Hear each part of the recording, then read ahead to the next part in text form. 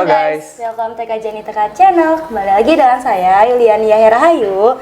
Dan di podcast ke episode 9 kali ini MC-nya aku nggak sama iya kan ya? Aku nggak sama Kikai, tapi sama Reina Febilan Sukri. Ya betul.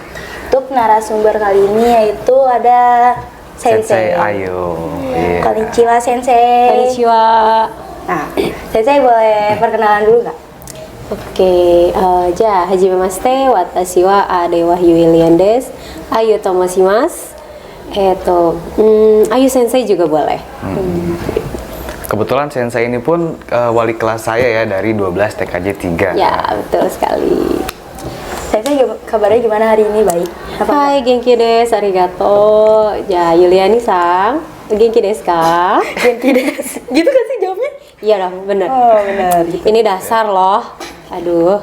Kita salah. Salah ya. Betul. Nah, aku sama Ray ada beberapa pertanyaan untuk Sensei. Oke. Sensei, langsung aja mungkin ya, teman-teman di rumah juga pasti penasaran nih Sensei tentang bahasa Jepang ya.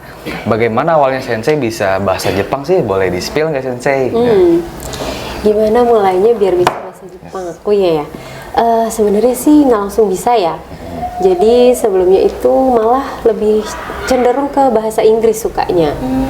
Dan dari SMA itu bukan dari yang belajar bahasa, tapi belajarnya tuh malah di jurusan IPA.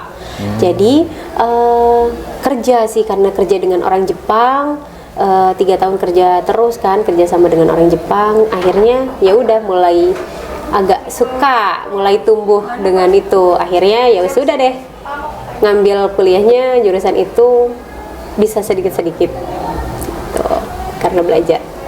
Berarti bisa karena belajar ya kan?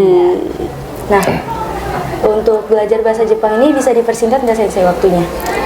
Kalau buat percakapan mungkin bisa ya. Jadi kayak kalian misalkan suka, biasa tuh kayak anak-anak muda tuh anime ya, lebih ke anime, atau mungkin kalau yang di Korea itu lebih ke opa-opanya, kalau yang di sana itu lebih ke yang artis Jepangnya lagi gitu kan. Itu bisa belajar dari situ, terus mendengarkan musik juga bisa. Itu sih paling. Nah, saya pernah dengar kalau bahasa Jepang ini ada 2 jenis ya Sensei, yaitu hiragana sama katakana. Betul. Nah, perbedaan dari 2 jenis itu apa ya Sensei? Mungkin dari huruf kah atau cara penyebutannya yang beda gitu? Kalau hiragana sama katakana itu biasanya, kalau yang hiragana itu lebih ke tulisan perempuan. Karena dia lebih lentur tulisannya gitu. Nah, kalau yang katakana itu lebih ke yang tulisan laki-laki dibilangnya, karena dia tegas. Cuma sebenarnya hiragana itu adalah huruf aslinya Jepang, sedangkan kalau yang katakana itu untuk huruf yang serapannya. Jadi kayak yang dari bahasa Inggris dirubah ke dalam bahasa Jepang pakai huruf katakana sendiri itu. Oke. Ini kan hiragana sama katakana kan ada beberapa macam nih. Maksudnya kayak ada beberapa huruf gitu kan? Iya, nah, total 46. Ya, cara ngapalinnya biar cepet tuh gimana? Cara ngapalinnya biar cepet, kalau aku dulu tuh ditempel di tembok.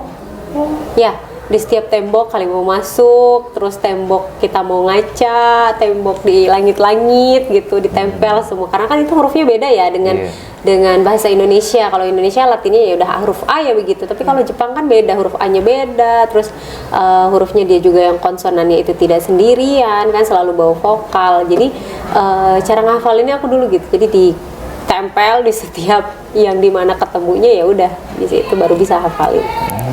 Oke. Nah, kalau untuk bahasa dari luar itu contohnya kayak McDonald. Cara pelafalan dan penulisannya itu termasuk jenis yang mana sih? Kalau McDonald itu kan karena ngambilnya dari Inggris kan ya, berarti karena serapan. Serapan berarti tadi kita pakai yang katakana. Nah, terus tapi tidak serta-merta yang McDonald ditulisnya. Kan tadi aku bilang kalau konsonan itu dia selalu bawa vokal ya. Sedangkan McDonald kan MC. Berarti konsonannya sendiri. Nah, itu tidak dilafalkannya bukan MC tapi jadinya Makudonaru gitu. Iya. Kalau untuk kayak bahasa kanji itu gimana tuh Sensei? Kalau kanji sebenarnya sih lebih ke serapannya dari Cina. Oh, ya. Beda ya? Iya, beda. Jadi kalau langsung ke Jepangnya itu ya hurufnya hiragana aja. Jadi ketika full nih tulisannya kan suka ada ya di tulisan-tulisan makanan gitu. Huruf-hurufnya kayak tulisannya kok ini kayak Cina, tapi ternyata di situ nyelip tuh ada huruf hiragana. Oh ternyata itu berarti kanjinya kanji Jepang gitu. Cara ngebedainnya itu aja sih. Kalau misalkan Jepang itu full, kalau Cina itu full kanji. Kalau yang Jepang itu ada pasti nyelipnya satu huruf lah, ada huruf hiragananya gitu. Nah ngomong-ngomong soal belajar nih Sensei, belajar bahasa Jepang itu mending cara pelafalan dulu atau penulisan dulu Sensei gitu? Lebih gampangnya lewat mana nih? Oh gitu. Kalau yang aku pribadi sih ya mungkin kita lebih ke penulisan. Jadi kalau misalkan nih tulisannya sudah oke gitu kan, misalnya kalau nulis kan sambil ngafalin nih, ternyata huruf A bentuknya gini, huruf I-nya bentuknya gini. Jadi nanti lama-lama akan terbiasa, A begini. Jadi lama-lama ketika penulisannya bisa, pelafalannya juga bisa gitu. Nah, kan tadi kan Sensei bilang ada yang bisa lewat lagu atau nggak nonton anime.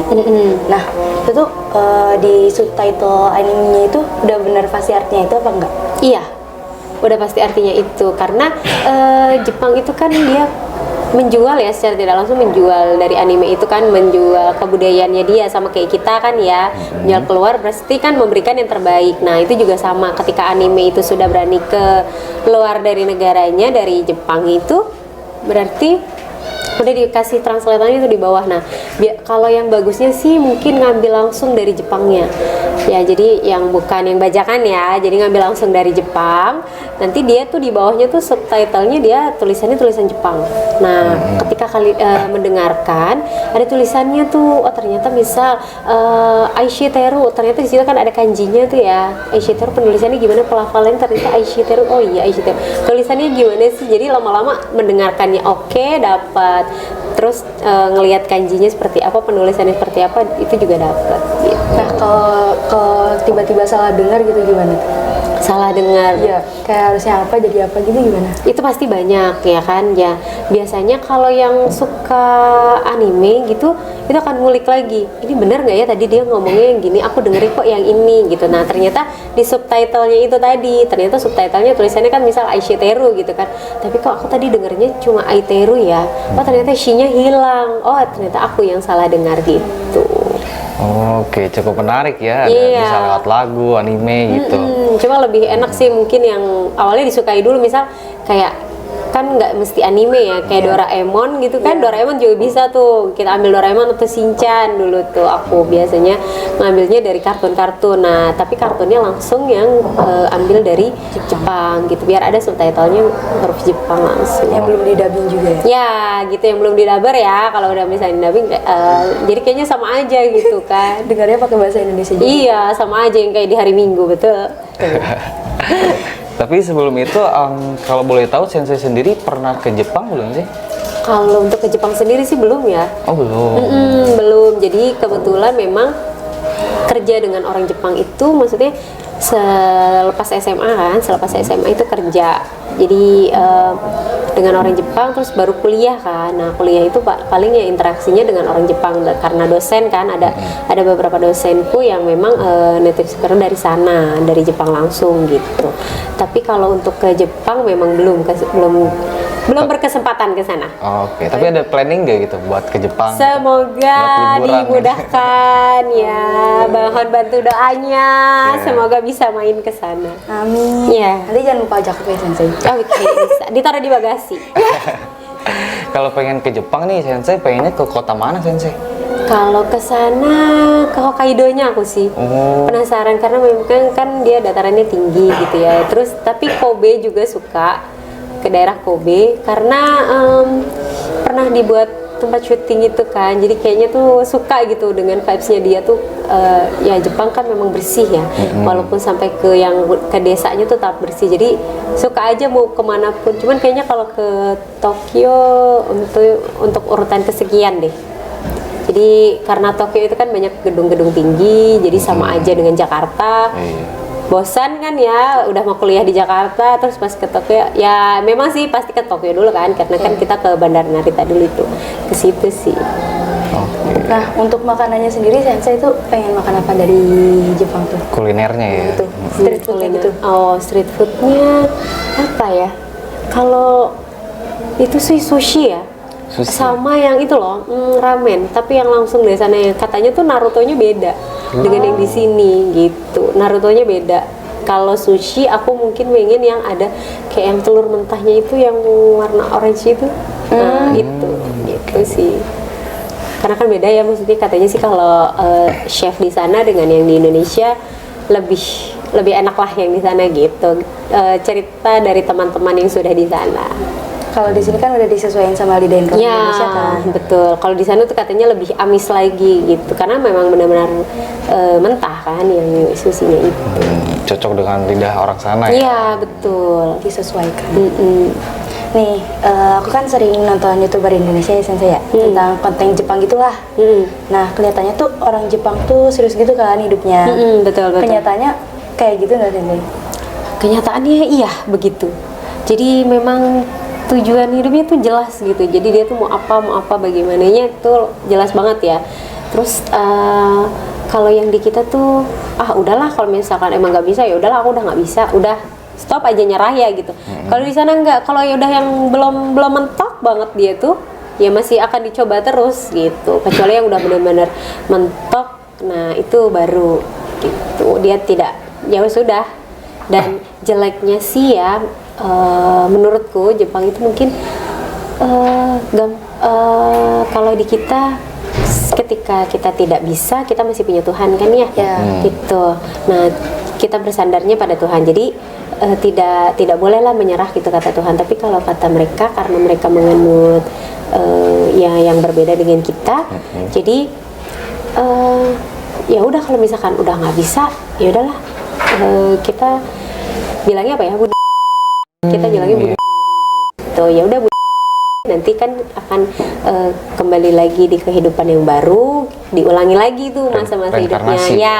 gitu, ada bahasanya yang begitu. Saya juga pernah tuh Sensei baca di sebuah artikel gitu, katanya emang tingkat persentase kematian di Jepang dalam tanda kutip itu gede banget gitu. Iya betul, memang jeleknya sih itu ya kalau di Jepang, maksudnya karena ya mikirnya kan ya udahlah, aku bunuh nanti juga akan hidup lagi, reinkarnasi itu kan, dengan reinkarnasi jadi mengulangi kehidupan yang tadinya jelek, nah ketika dia hidup lagi dia akan menjadi lebih baik gitu. Berarti kalau maunya itu harus tetap itu gitu ya? Kalau enggak ya bunuh. Iya gitu, jeleknya itu aja sih paling dia. Mereka tuh kurang support system. Ya betul. Betul itu Oke, sih. saya mau nanya tentang budaya nih Sensei, budaya Iya. Jepang. Kayak budaya Jepang tuh kayak gimana sih? Kayak entah mungkin dari hal negatifnya atau positifnya, dan kayak yang sebaiknya kita tiru tuh apa aja Sensei gitu? Oke, berarti ini masih nyambung dengan sebelumnya ya. Kan kalau yang tadi itu kan serius banget nih kehidupannya. Ya itu sih bagusnya dia sifat seriusnya itu bagus.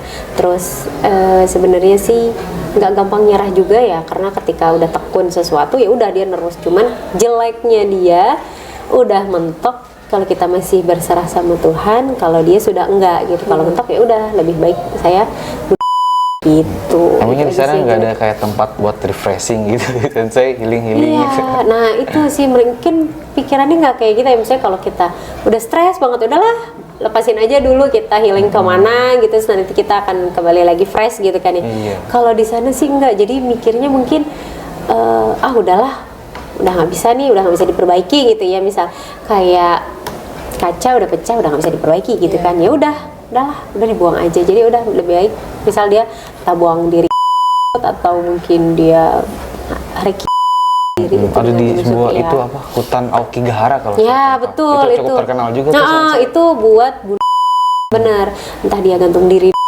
entah dia itu gitu ya, hutan yang tadi itu emang paling terkenal itu. Berarti banyak mayat. Ya, Banyak mayat banget, ditemukan di situ. Jadi mungkin kalau yang awam ya, kayak yang kita awam gini, pas ke situ kaget karena ya itu nggak akan nyangka. Terus kalau yang kayak tiba-tiba entah ada mayat berlantung atau gimana, ya udah polisi sempat mungkin udah nggak kaget lagi. Berarti itu sisi gelapnya dari Jepang. Ya betul, tapi sifat bagusnya juga banyak, kan dia juga tuh dari pakaian-pakaiannya yang modis, terus cara berpikirnya Jepang sih. Jadi kalau kita itu berpikir ya udahlah nanti aja, gimana nanti lah gitu kan ya. Tapi kalau Jepang itu nanti gimana. Jadi dia hidupnya sekarang, misal usianya sekarang 20 tahun. Saya 25 tahun itu akan dapat apa di usia saya 25 tahun. Jadi rancangan dia selama 5 tahun hidupnya itu harus ada. Mindsetnya bagus Ya, begitu. Nah, ketika di 25 tahun itu dia tidak tercapai, itu jeleknya. Ya sudah, ketika udah ngajar ya udahlah saya aja gitu. Rancangannya bagus, tapi ketika dia sudah mentok, ya sudah gitu. Gak pakai cara lain gitu ya. Gitu, itu aja sih paling. Cuma yang selebihnya menurutku masih banyak kok yang bagusnya kayak gitu kan. Termasuk sopannya juga sama dengan kita gitu. Masih ada unggah-ungguhnya lah. Nih, Sensei kan sekarang tuh banyak istilah-istilah Jepang yang beredar di sosmed kan. Nah, banyak diantaranya juga yang konotasinya negatif. Betul. Nah, menurut Sensei yang belajar bahasa Jepang dan budayanya menanggapi hal kayak gitu tuh gimana? Oh, jadi sengaja belajar bahasa Jepang tapi ngambilnya yang negatif aja gitu ya. Sayang ya, karena maksudnya berarti cuma tahu di sisi gelapnya Jepang aja, sedangkan sisi terangnya itu ketika tahu Jepang bagaimana akan semakin suka lagi dengan Jepang. Oh, ternyata Jepang begini ya, begini. Jangan diambil yang jeleknya ya. Jadi kalau bisa memang diambil yang baik-baiknya saja yang dari Jepang itu gitu. Yang positif-positifnya aja Ya, yang betul. ditiru. Jangan yang negatif. Oke, next pertanyaan terakhir mungkin ya Sensei, ini bakal jadi penutup ya. Untuk mungkin teman-teman juga bakal pengen nanyain kayak misalkan kalau kita mendapat beasiswa dan pengen kerja di Jepang nih Sensei, kayak hal-hal apa sih yang perlu dipersiapkan dari sekarang gitu? Oh iya, oke. Benar, ini pertanyaan banyak banget, sering banget dapat dari kelas 3 ya terutama. Sensei, saya mau dong kerja di Jepang gitu. Silahkan, ketika kalian sudah mendapatkan N4, boleh hubungi saya gitu. Kan saya selalu bilang seperti itu ke setiap kelas. Silakan siapapun yang dapat N4 boleh hubungi saya. N4 apa Sensei? Cari tahu dulu deh gitu kan ya. Aku selalu bilang seperti itu karena ketika kalian sudah dapat N4 itu apa ya? Anda kan akan ngulik. Oh, berarti emang niat nih bakal ke Jepang. Cuma di sini kita buka deh ya. N4 itu apa sih Sensei? Jadi lebih ke Nokkeng atau Noryaku Shikken atau mungkin bahasa Inggrisnya itu ke JLPT, sama dengan apa ya kalau bahasa Inggris TOEIC ya, TOEFL. Nah, TOEFL ya itu. Jadi dasarnya dapetin itu dulu nih gitu. Noryaku Shikken itu ya itu sama dengan kayak TOEFL ya. Nah, dia itu ada 5 tahapan. N1, N5, 5, 4, 3, 2, 1 gitu kan. Nah, yang kasta tertinggi nih dia itu N1 gitu. Yang paling rendahnya dia di N5. Nah, kalau misalkan di N4 itu kan berarti di tengah-tengah ya, di N4 atau di N3 gitu. Nah, kenapa sih kalau misalkan udah N4 baru hubungi? Karena kalau di N5 itu masih dasar. Jatuh ini kayak di SMA lah ya, level-level SMA, SMK tuh di N5. Nah, ketika dia di N4, berarti setahun deh setelah kalian lulus SMK, berarti kan ketika itu umur juga sudah mencukupi ya. Kan kalau sekarang paling rata-rata 17 kan. Sedangkan untuk persyaratan bekerja tuh paling tidak 18 tahun untuk ke sana. Itu baru syarat dari otak ya. Karena kan di sana itu gak cuma butuh otak kan, butuh fisik. Kenapa dia butuh fisik? Karena di sana tuh kan ada 4 musim. Beda dengan kita. Kalau kita kan paling cuma 2 ya, panas sama hujan, udah kan. Tapi kan di sana enggak. Di sana ada 4 musim. Ada salju, ada musim gugur juga, terus ada musim seminya ya kan, sama dengan musim panas. Ketika panas banget. Beda ya sama. Ya, ketika musimnya dingin banget, musim salju itu kan. Nah, kita yang dikasih hujan dari pagi sampai sore aja udah ngeluh, gimana yang di sana selama 3 bulan turun salju gitu. Ya kan, jadi fisik juga harus mendukung. Fisik tuh apa aja sih? Gigi, terutama gigi ya. Gigi tidak boleh bolong. Gigi tidak boleh bolong karena kan kalau sakit gigi itu ketika musim dingin nusuk ya. Nah, itu baru musim dingin di kita. Musim dinginnya di kita paling berapa derajat sih? 20 ya? 20 derajat. Sedangkan di sana bisa minus. Bisa sampai minus ya? Ya, bisa minus derajatnya. Jadi sakit giginya akan luar biasa, nggak akan kuat. Satu itu, terus kedua tulang tidak boleh ada yang pernah patah retak, itu tidak boleh. Jadi memang benar-benar harus karena kan kalau tulang itu nyeri ya, kalau misalkan udah kena dingin akan linu banget. Kalau misalkan itu bekas kecelakaan itu gimana sih? Nah itu biasanya dicek dulu, di ronsen dulu full semua ke dokter gitu kan ya. Ini ada serpihan atau patahnya lagi nggak, terus retakannya masih udah bagus atau belum. Kalau misalkan kiranya belum ya pasti tidak akan boleh berangkat. Itu sih paling karena memang agak riskan ya kalau ke sana, ya itu karena kita punya 4 musim itu di Jepang. Daya tahan tubuh itu penting banget. Ya, berarti daya tahan tubuh. Terus berarti kalau memang niat untuk bekerja di sana dari awal semester ya, awal semester 3, kelas 3, fisiknya sudah dijaga. Mungkin yang tadinya, maaf ya, pasti ada yang merokoknya lah ya, untuk lagi-lagi. Yang merokoknya mungkin udah nggak merokok gitu. Terus yang biasanya hidup tidak sehat menjadi hidup sehat gitu sih paling. Karena kalau enggak, sayang gitu. Maksudnya kalau cuma punya otak tapi fisiknya nggak ada, atau mungkin fisiknya ada tapi otaknya nggak ada, nggak bisa. Jadi ke sana harus dua-duanya jalan. Iya, harus dipersiapkan lagi ya. Dipersiapkan lagi. Pokoknya kelas 3 yang sudah siap punya N4 boleh hubungi saya untuk dikirim ke Jepang. Oke. Dengerin ya guys ya. Oke. Siapkan mental juga, jangan lupa. Ya, betul sekali tuh. Mungkin podcastnya sampai sini aja ya Sensei ya. Oke. Aku sama Rei mau kasih banyak sama Sensei udah datang sini. Terima kasih Sensei. Doita, arigato sudah mengundang saya menjadi narasumber. Doita shimaste. Gitu kan sih? Ya, betul. Doita shimaste. Ya. Saya kurang bisa juga sih. Oh ya, kesimpulannya, bahasa Jepang memang tidak banyak dipelajari di Indonesia, akan tetapi bahasa Jepang sudah menjadi salah satu bahasa yang paling diminati karena dari zaman tahun 90-an budaya Jepang sudah masuk ke Indonesia. Jadi kalau pengen belajar bahasa lain selain bahasa Indonesia, bahasa Jepang bisa jadi pilihan yang baik. Iya. Tapi jangan lupa bahasa sendiri juga. Ditutup aja nih podcastnya. Oke, mungkin udah sekian sampai sini ya podcastnya. Ya. Kita tutup aja. Anyway, jangan lupa like, Komen. and subscribe. Bye. Annyeong.